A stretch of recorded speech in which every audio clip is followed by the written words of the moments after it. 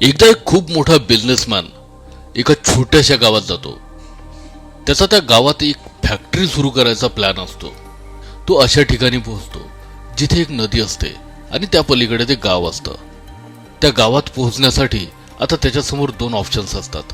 एक तर रोड पार करून खूप मोठं अंतर पार करून त्या गावात पोहोचायचं, त्यासाठी कमीत कमी 8 तास लागणार होते. आणि दुसरा ऑप्शन म्हणजे एका नावेत बसून 20 मिनिटात त्या गावात पोहोचायचं. तर आपला वेळ वाचवण्यासाठी त्या बिझनेसमॅननं नावेत बसण्याचा निर्णय घेतला.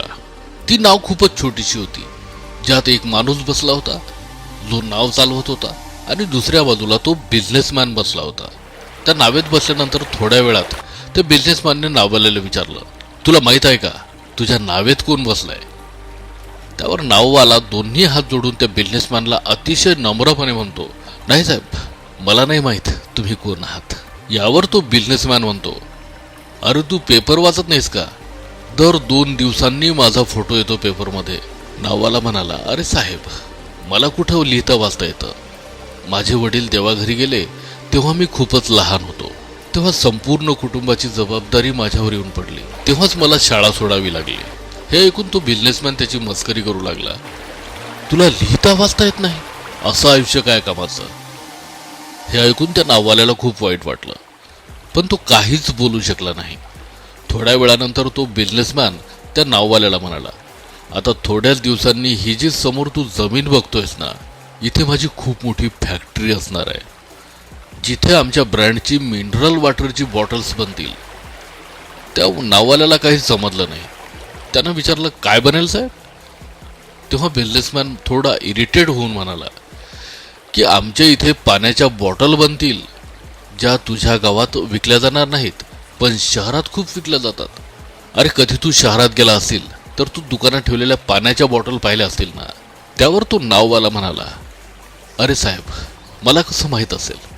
मी तर या गावातून कधी बाहेर गेलोच नाही. मग तो बिझनेसमॅन त्याच्यावर हसत म्हणाला, तू कधी या गावातून बाहेर गेला सुद्धा नाहीस? तुला शहर काय असतं हे सुद्धा माहिती नाही? कमाल आहे यार तुझी. असं आयुष्य काय कामाचं? त्याचं असं बोलणं ऐकून त्या नाववाल्याला सुद्धा असंच वाटू लागलं की खरंच आपलं आयुष्य काहीच कामाचं नाही. तो विचारात असतानाच त्याचं नावेवरून लक्ष विचलित झालं आणि नेमकं तेव्हाच त्या नावेची टक्कर एका मोठ्या दगडासोबत झाली. नाव एका मोठ्या दगडावर आदळल्याने नावेत पाणी भरू लागलं आणि सगळीकडे नाव पाण्यानं भरू लागली आणि बुडू लागली. त्या ठिकाणी पाणी खूप खोल होतं आणि नदीचा किनारा सुद्धा खूप दूर होता. आता त्या नाववाल्याला समजलं की आता ही नाव आपण नाही वाचवू शकत आणि तो आपला जीव वाचवण्यासाठी नदीत उडी घेणारच होता. तेव्हाच त्यानं त्या बिझनेसमॅनला विचारलं, साहेब, तुम्हाला पोहता येतं का? तेव्हा तो बिझनेसमॅन घाबरत म्हणाला, तू असा का विचारतोयस? मला पोहता नाही येत. त्या ठिकाणी पाणी खूप खोल होतं आणि नदीचा किनारा सुद्धा खूप दूर होता. बिझनेसमॅनचं ते उत्तर ऐकून नाववाल्याला खूप हसू आलं आणि तो म्हणाला, अरे साहेब, तुम्हाला पोहायला सुद्धा येत नाही? असं आयुष्य काय कामाचं? हे ऐकून बिझनेसमॅनला आपल्या चुकीची जाणीव झाली आणि तो हात जोडून त्या नाववाल्याला म्हणाला, तू जे मागशील ते सगळं देईन, पण माझा जीव वाचव. तर तो नाववाला म्हणाला, अरे साहेब, तुम्ही घाबरू नका.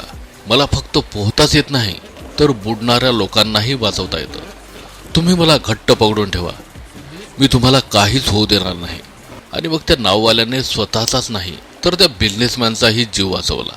ह्या गोष्टीतून आपल्याला खूप मोठा बोध होतो की कधीही समोरच्याला आपल्यापेक्षा कमकुवत समजू नका, कारण आपल्याला कधी, कुठे, कुणाची गरज पडेल हे काहीच सांगता येत नाही.